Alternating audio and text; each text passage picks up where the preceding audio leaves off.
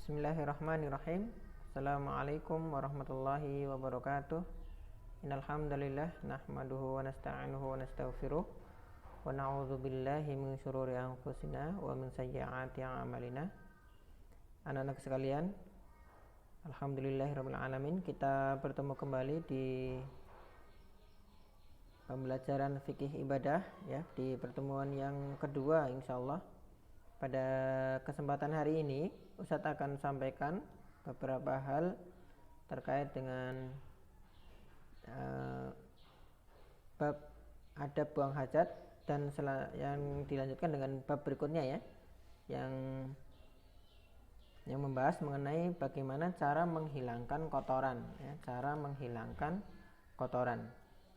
Dan pada bab sebelumnya, bab adab buang hajat, anak-anak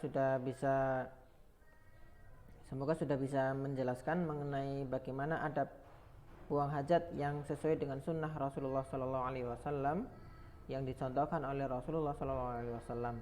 Dan semoga setelah Ananda sudah memahami itu, Ananda bisa mempraktekkan ya adab-adab buang hajat, karena Ananda sudah paham betul dan mengetahui. Maka yang tugas selanjutnya sebagai seorang muslim adalah dengan mempraktekkan hal-hal yang berkaitan dengan amal soleh ya.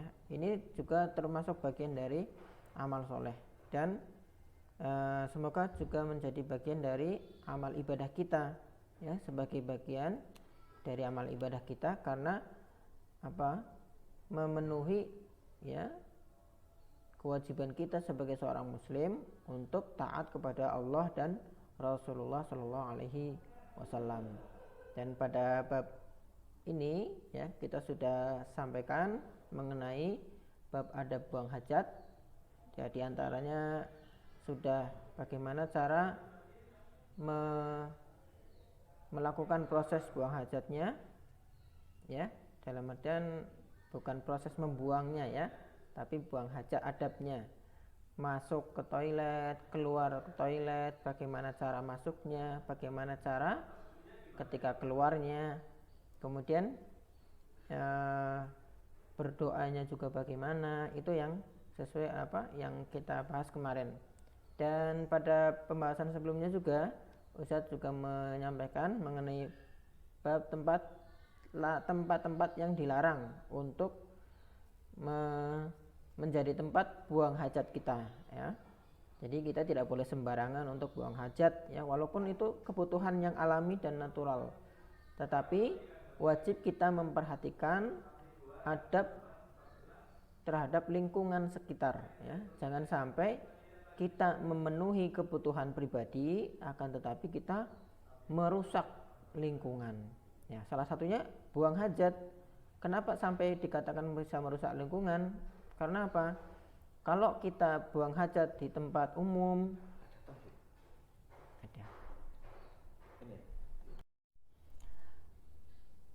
kalau kita sembarangan dalam membuang hajat ya, akan berarti bisa merusak lingkungan. Contohnya ya, kita membuang hajat di tempat di mana ada pohon yang harusnya berbuah gitu ya. Itu kan pohon harus memerlukan nutrisi ya, nutrisi untuk bisa berbuah dan sebagainya, berbunga dan sebagainya. Kalau kita kotori dengan kotoran kita ya, wal iyadzubillah ya, jangan sampai nanti kotoran itu menjadi bagian dari yang merusak bunga atau pohon tersebut. Adapun selainnya, kalau semisal kita berada di tempat umum ya, jangan sampai kita buang hajat di tempat umum seperti jalan umum ya, jalan raya ya. Itu jangan sampai seperti itu. Karena apa? Karena toh nanti itu akan hilang ya, akan tetapi sebelum sampai hilang tuntas, itu akan mengganggu seperti bau polusi udara, bau ya. Ini bau apa ini, lewat-lewat kok baunya agak semriwing gitu ya. Nah, itu jangan sampai itu. Nah, itu menjadi hal yang dilarang oleh Rasulullah SAW. Kemarin sudah kita singgung dua hal yang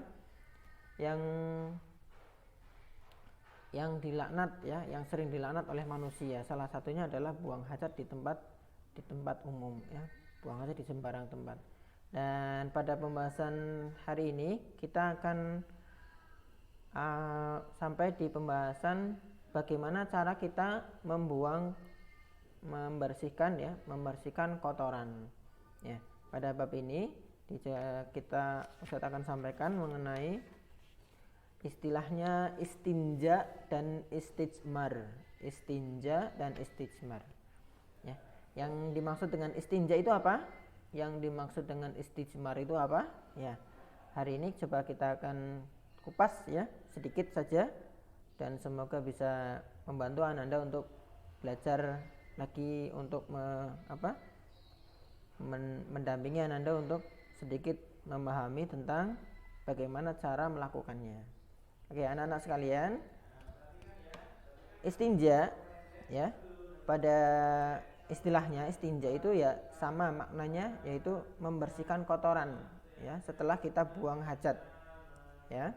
Setelah kita buang hajat, baik itu dengan alat tertentu ya, dengan benda-benda tertentu, itu dinamakan dengan istinja ya.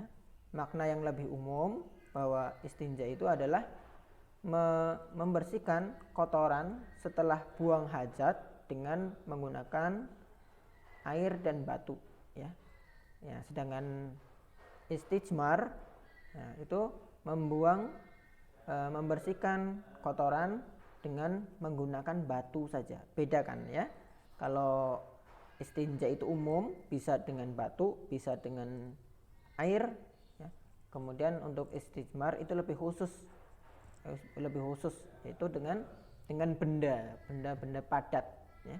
Kalau yang istinja bisa dengan air. Nah, anak-anakku sekalian, tadi pengertian istinja sudah ya. Dan penggunaan air ya, ini untuk istinja, penggunaan air tentunya adalah menggunakan air yang bersih ya, yang suci ya, yang suci, sehingga najis yang keluar dari tubuh kita itu bisa hilang bersih ya. Itu penggunaan untuk istinja. Kemudian kalau untuk istijmar itu adalah dengan menggunakan dengan benda-benda selain air. Benda-benda selain air. Apa itu? Misalkan benda batu ya. Kemudian apalagi?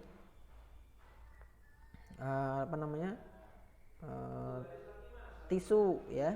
Tisu ya. Kertas yang khusus untuk digunakan untuk membersihkan ya. Seperti itu, tisu dan lain sebagainya. Ini adalah benda-benda yang diperbolehkan ya, diperbolehkan untuk digunakan sebagai pembersih ya, pembersih setelah kita buang hajat.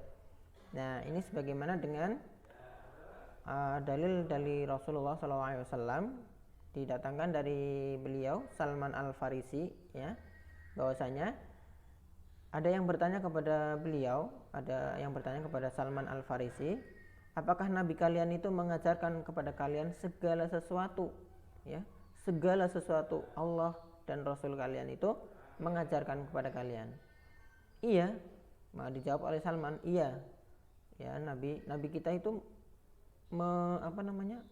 mengajarkan kepada kami itu segala sesuatu, termasuk diantaranya adalah membuang kotoran ya, membuang kotoran.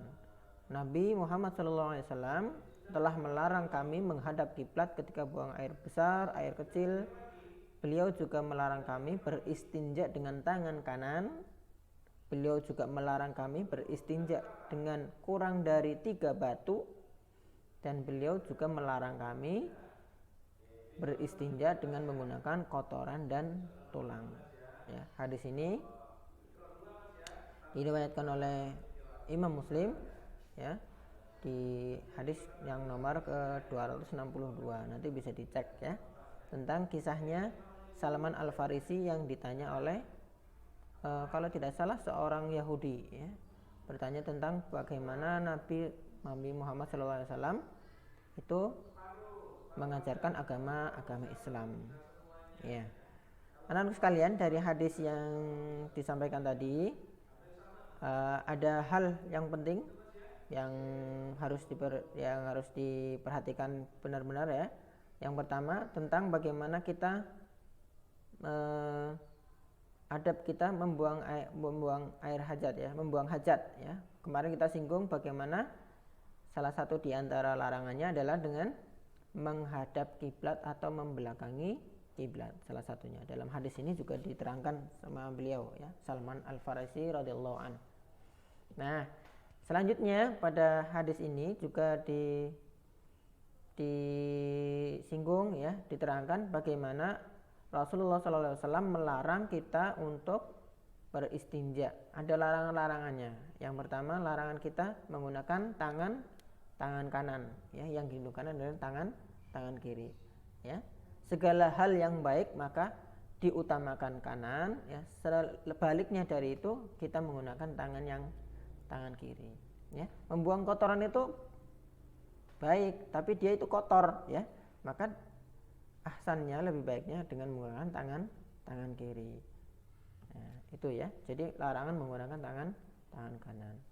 Maka perintahnya bagaimana? Perintahnya dengan membersihkan dengan tangan kiri. Kemudian juga dilarang dari membersihkan istinja ya, membersihkan beristinja ya, membersihkan kotoran kurang dari 3 batu ya, 3 benda ya. Ya, yang di sini contohkan adalah batu. 3 kali. Ya, 3 kali membersihkan dengan batu ya. Kalau misalkan belum bersih juga boleh ya, dengan 4, 5, 6 seterusnya sampai benar-benar bersih kotoran yang ada pada diri kita. Jadi minimal itu 3 batu. Kemudian pada hadis ini juga diterangkan Rasulullah SAW itu melarang kita beristinja dengan kotoran, baik itu kotoran hewan, ya, apalagi kotoran manusia. Sudah buang kotoran malah dibersihkan pakai kotoran manusia. Wah, itu kayak babi, ya. Babi itu dia makan kotorannya sendiri, ya. Dia gunakan kotorannya sendiri. Ya, naudzubillah min dzalik ya. Kita manusia sudah berakal ya, dikaruniai akal untuk bisa belajar lebih banyak. Larangan yang kedua mengenai beristinja adalah dengan menggunakan tulang ya. Tulang. Baik itu tulang manusia, tulang hewan ya. Itu jangan digunakan untuk beristinja ya. Ada yang mau gali kubur terus pinjam tulangnya manusia, itu nggak mungkin ya. Kalau semisal di satu tempat nanti ya ada tulang ya, tulang hewan terutama, itu jangan sampai kita gunakan untuk membuang kotoran ya. Kemudian anak-anakku sekalian, pada kesempatan hari ini juga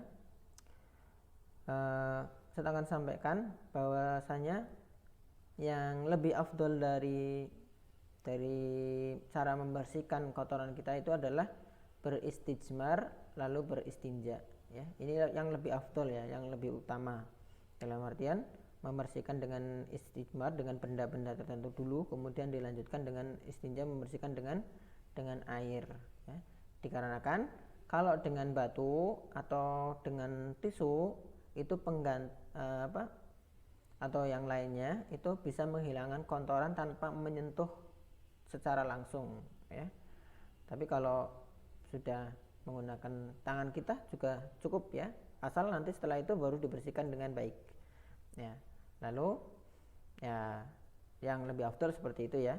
Tetapi kalau sudah terbiasa langsung dengan tangan kiri, jangan lupa membersihkan dengan baik sehingga kotoran yang ada di tubuh kita tidak berpindah ke tangan kita ya. Nanti di sini bersih, tangan kita masih kotor, wah bahaya ya, itu. Kemudian anak-anakku sekalian, pada kesempatan hari ini bahwa kita mengganti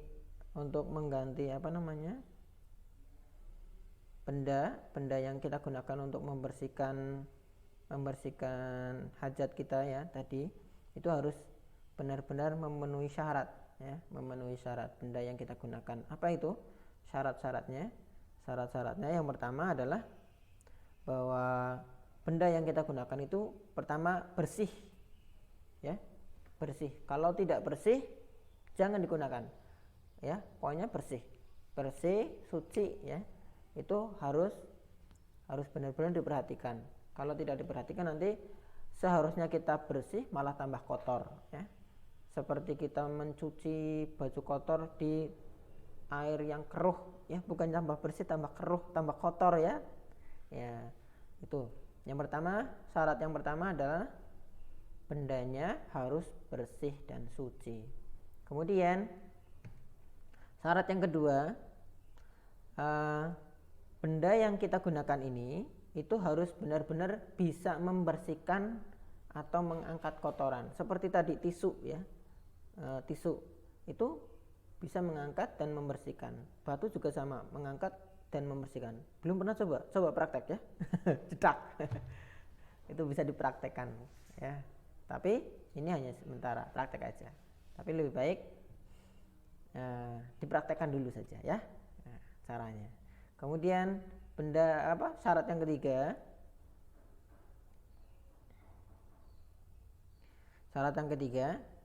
ya, benda tadi yang kita gunakan itu jangan sampai merupakan bagian dari benda-benda yang dimuliakan. Apa saja ya? Kertas tisu. Kertas tisu ada yang dimuliakan, ada. Kertas tisu yang di sana terdapat lafal-lafal Allah ya, itu enggak boleh ya. Harus benar-benar tisu ya, untuk tisu aja ya. Kemudian tadi batu juga sama, kalau di sana ada tulisannya ya jangan dipakai ya, udah kotor ya.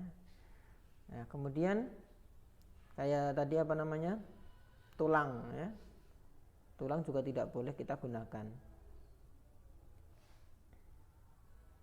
Dan membersihkannya itu minimal 3 ya, minimal 3 kali usap, 3 kali membersihkan.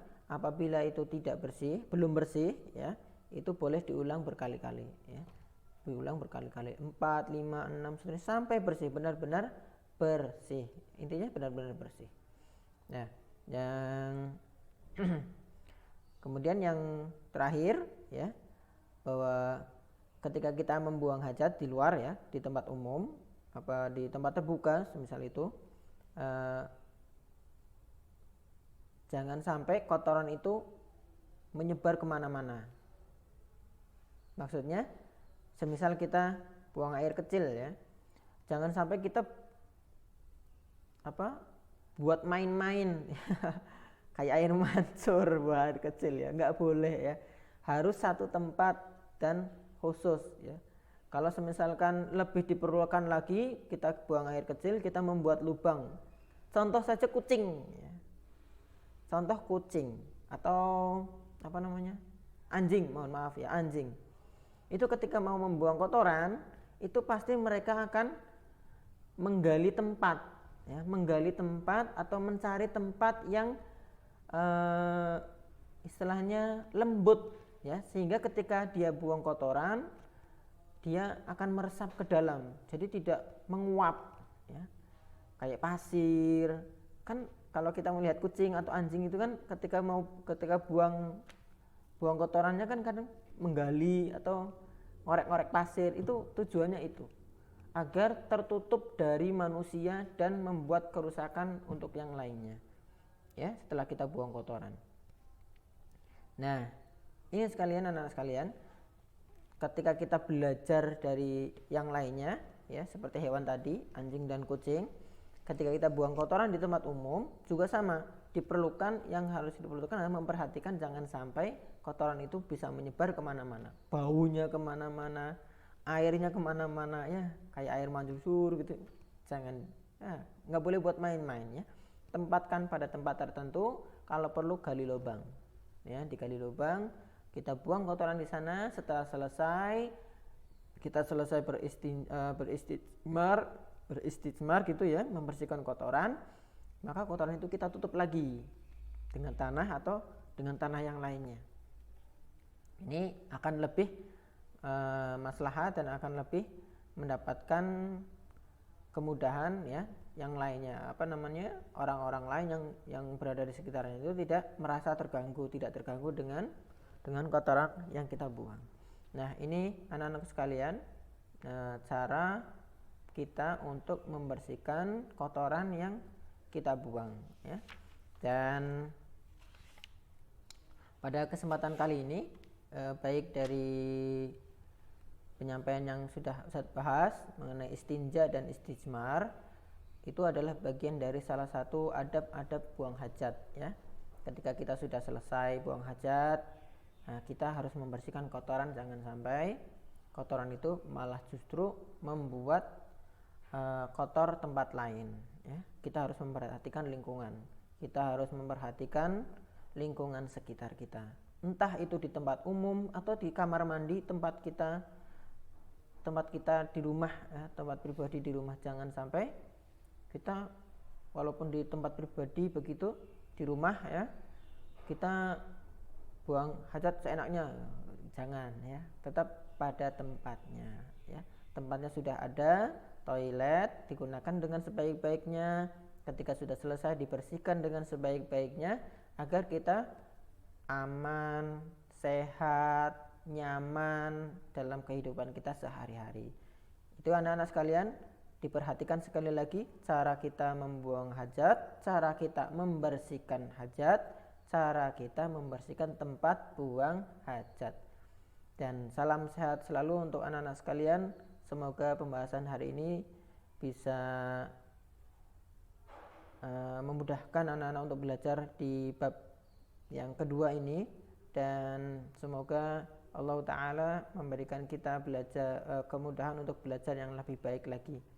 Dan kita berdoa ya anak-anak sekalian, jangan lupa untuk senantiasa berdoa untuk perlindungan diri kita, perlindungan orang-orang yang kita sayangi, abi, umi, kakak, adik ya, mbah, akung, mbah Uti ya, saudara-saudara kita, guru-guru kita, ustadz-ustadzah kita, agar dijaga oleh Allah Subhanahu wa Ta'ala. Dan anak-anakku sekalian, bab yang pertama dan yang kedua ini adalah bab yang rutin yang kita jalani bersama-sama. Maka diperhatikan baik-baik, dipraktekkan sebaik-baiknya. Niatkan juga untuk ibadah kepada Allah Subhanahu wa Ta'ala. Semoga menjadi ladang pahala untuk kita semuanya dan tabungan kita di akhirat ya anak-anak sekalian. Salam sehat selalu, barakallahu fiik, wa sallallahu ala nabiyyina Muhammadin wa ala alihi wa sahbihi wa barik wa sallim. Assalamualaikum warahmatullahi wabarakatuh.